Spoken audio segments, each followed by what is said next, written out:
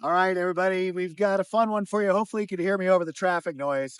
We're going to be taking a couple really neat rigs on one of my favorite trails here in Colorado called Spring Creek. Pretty aggro trail, to be honest with you, like actually really aggro. We're going to be taking the old Grenadier here. When I say old, meaning pretty much brand new. The Grenadier is going to be on 35-inch tires with a 2.5-inch lift to the front, about an inch and a half to the back. And the competitor, which you'll see here as soon as my partner pulls up in my other car, is going to be a fully restored turbo diesel, upgraded to the nines, Mercedes-Benz G-Wagon, Grenadier. The key thing is, well, okay, it's a G-Wagon, which is cool.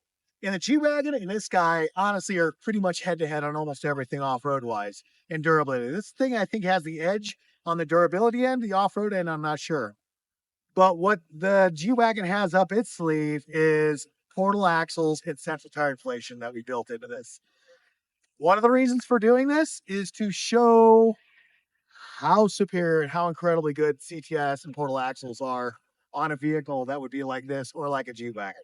And who knows, maybe my buddy's going to be driving the G-Wagon. He's never driven in his life before. Maybe the Grenadier is going to do a little bit better.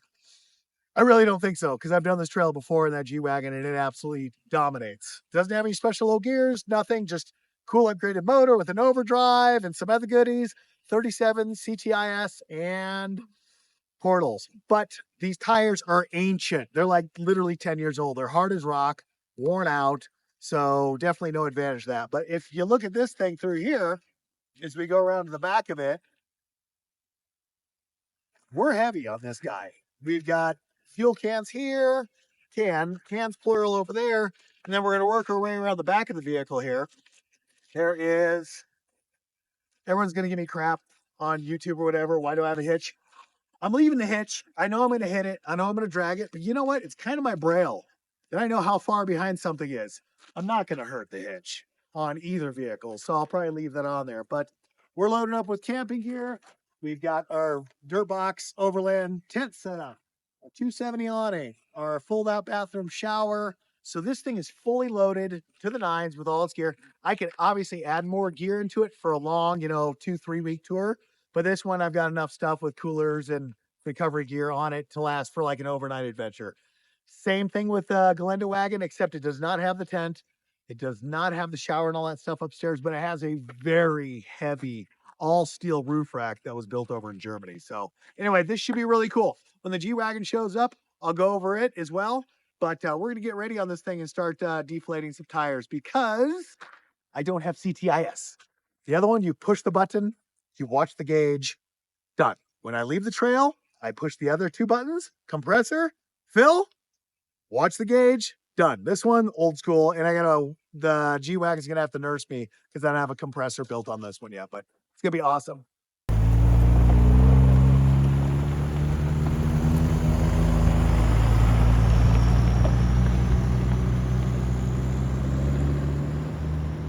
So here's what we got going on, you guys. Told you we'd have the G-Wagon. Here it is. This old dog was expensive to restore and do all the cool stuff too. It just has I think we bumped up this different style motor. It's a 5-cylinder direct injected turbo diesel 2.9, sitting around 250 horse, 37s, double B-lock, central tire inflation with portals on it. These tires are actually only maybe an inch and a quarter bigger than what's on the Grenadier. We already started deflating a little bit.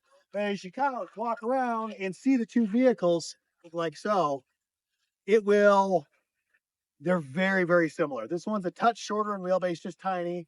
Weight-wise, very close.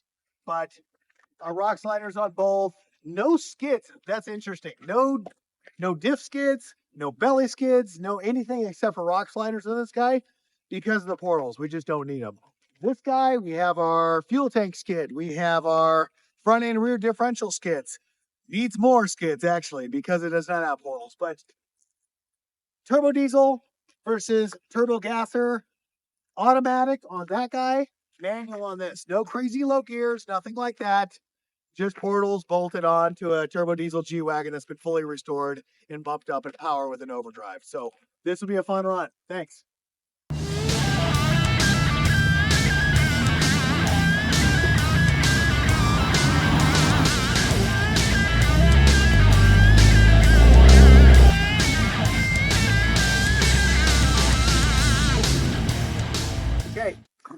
we're gonna have to do a little cheating here. So we're gonna unbolt the anti-sway bar on the rear of this thing. We're not gonna do that to the G-Wagon.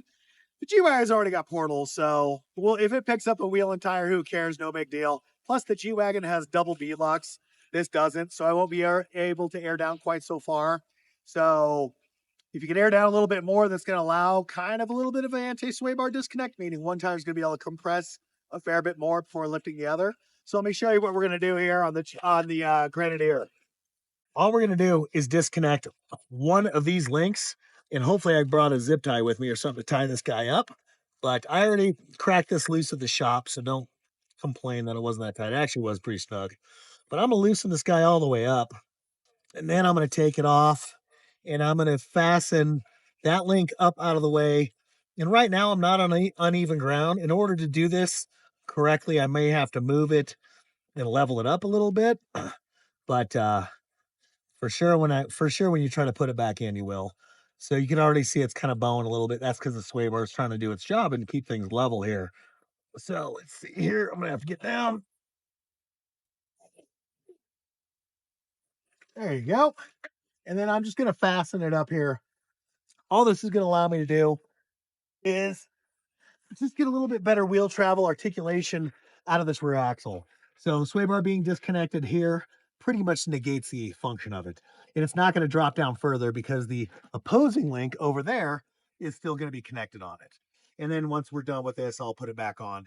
I haven't done this before on this vehicle, so we'll see how much lean I got, but I think it's probably actually going to work out as a benefit. I'm just going to take the whole thing off just to play it safe. You could just get this off, wired up out of the way, or zip tie it out of the way, but I don't want to run the risk of it possibly coming loose. I don't know how long we'll be on the trail. If it comes loose, it could get jammed up in there and damaged. And let's face it, I'm not gonna be able to go down to AutoZone or Napa and pick up my INEOS Grenadier and a sway bar link. So taking this bad boy off, see what it says on it. It says number. Hey, it actually says INEOS on this guy. So there you go. INEOS Grenadier parts.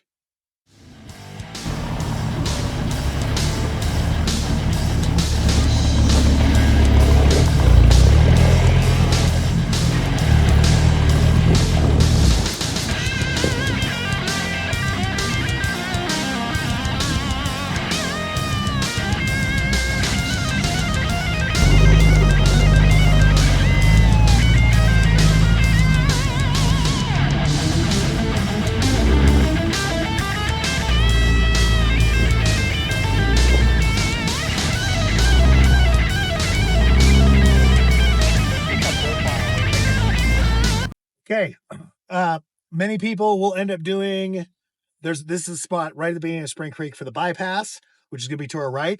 We're not doing the bypass. We're going to go up the wall. This is actually pretty freaking hairy. It's a lot steeper than it looks, always is. But to the right's the easy trail. Deadhead's a hard trail. Chances are we're probably going to be just winching up the wall. It's pretty darn nasty. I've driven up it in the Mogs. I've driven up it in that green G-Wagon, actually kind of around it. You know what? I don't need to prove anything to myself right now. It's a brand new car. We don't want to hurt it too bad.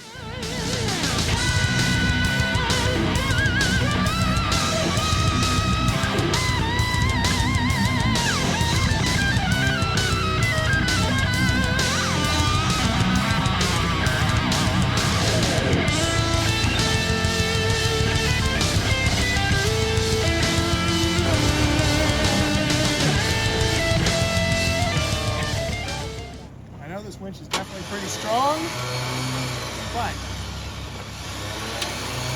pre-spooling sucks.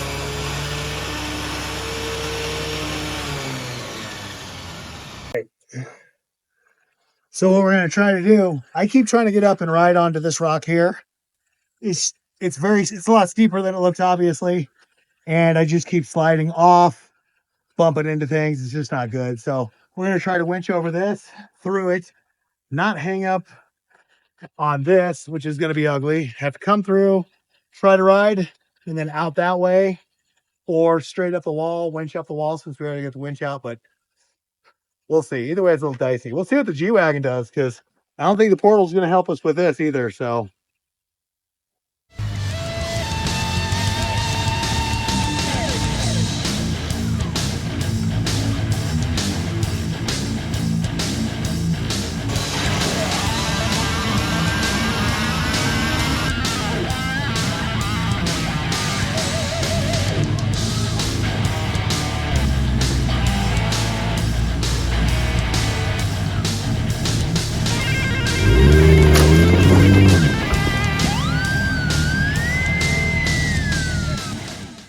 Okay, so again, Spring Creek, the sun's coming down.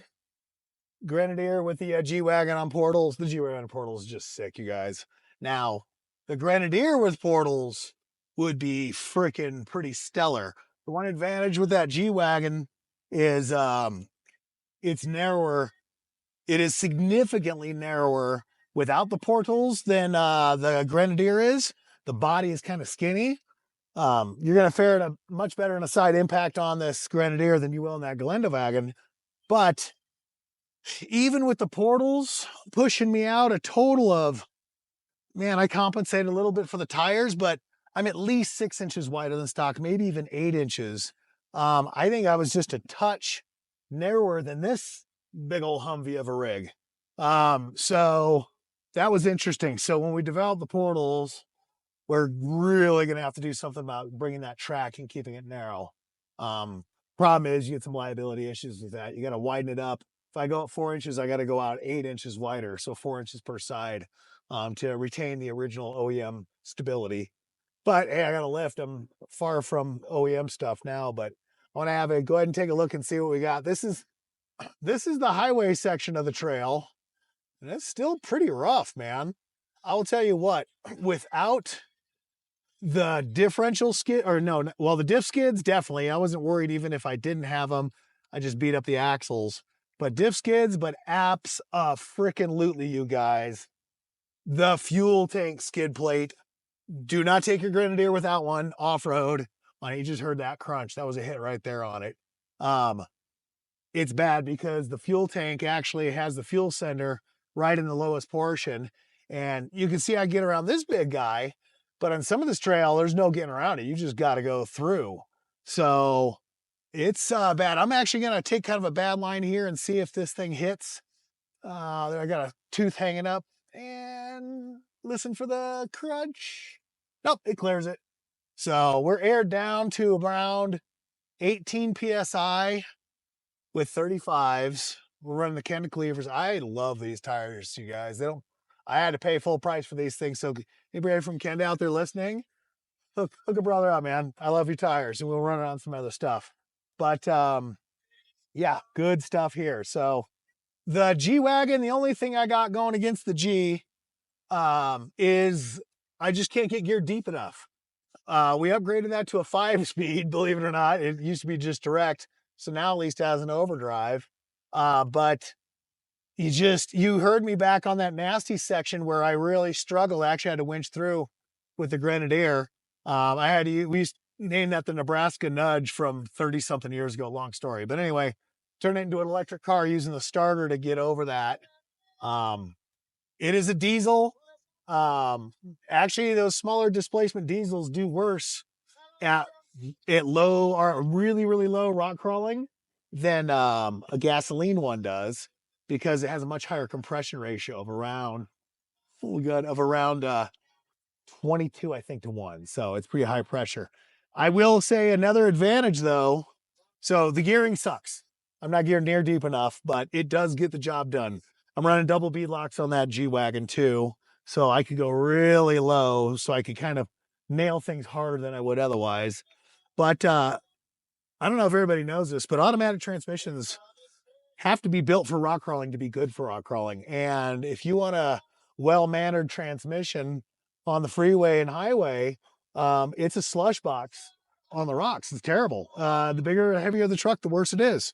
I know people are going to argue that with me, but my Jeep Gladiator with, what am I at? 4-to-1 transfer case, so 77-to-1 ratio. It's geared deep enough to make up for it, but it still sucks.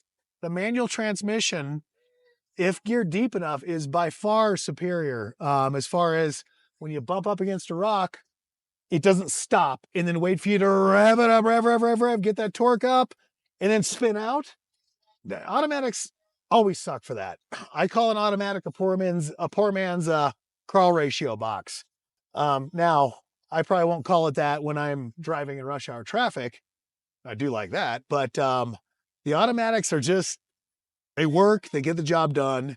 And for this application, for the Grenadier, they're totally fine, because I'm sure Grenadier is not going to make a crawler box for some sort of for their vehicle if they ever did do a manual, but I really do prefer a manual across the board. Honestly, even with traffic, I don't mind it that much, but I do like to eat and talk on the phone and be a danger to myself and others on the highway. So it's probably good to have an automatic, or maybe it's better I don't. That way I wouldn't do that. So anyway, we're going to keep filming going up through here. The sun's starting to set. We'll do kind of a little wrap up in this mining town setup, but this is a burly trail and it keeps on getting, we hit probably the nastiest individual section, but there's the rock garden up above is nonstop burliness. So we'll follow up with you here in just a short.